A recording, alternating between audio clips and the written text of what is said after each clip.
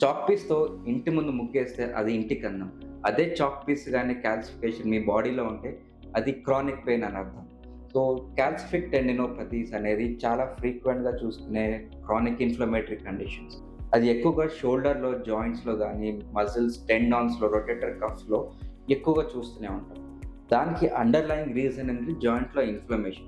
So, క్రానిక్‌గా wear and tears example teachers గానీ, ఎక్కువ వెయిట్ లిఫ్టింగ్ చేసే వాళ్ళకి కానీ, ఆర్ షోల్డర్‌తో రొటేటరీ మూవ్‌మెంట్స్ ఎక్కువ ఉన్న వాళ్ళకి స్మాల్ టేర్స్ అనేది బాగా ఫ్రీక్వెంట్‌గా ఏర్పడుతుంటాయి. ఆ టేర్స్ అనేది ప్రాపర్‌గా హీల్ అవ్వకపోతే అక్కడ కాల్సిఫికేషన్ ఫార్మ్ అవుతూనే ఉంటుంది. సో, దీన్ని మనం కాల్సిఫిక్ టెండినోపతి అంటాం. ఇది ఎక్స్‌రేలో ఒక బోన్ స్ట్రక్చర్ లాగా, ఒక కాల్షియం డిపాజిట్ లాగా కనిపిస్తుంది. ఈవెన్ ఎంఆర్ఐ ఆర్ అల్ట్రాసౌండ్‌లో గూడా ఈ కాల్షియం డిపాజిట్స్ అనేది ఈజీగా మనకు కనిపిస్తుంది. సో, ఇది గూడా ఒక one of the cause for shoulder pain. So, calcific tendinopathy ఉన్న వాళ్ళకి ఎక్కువ కాల్షియం ఉంటే వాళ్ళకి బార్బటేజ్ గానీ or ultrasound guided barbotage and aspiration use అవుతుంది.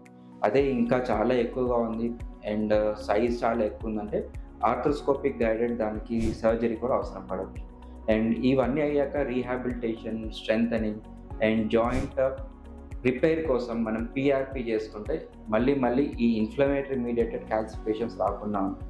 Dissolve your calcium deposits in your shoulders without any open surgery with a barbatage technique.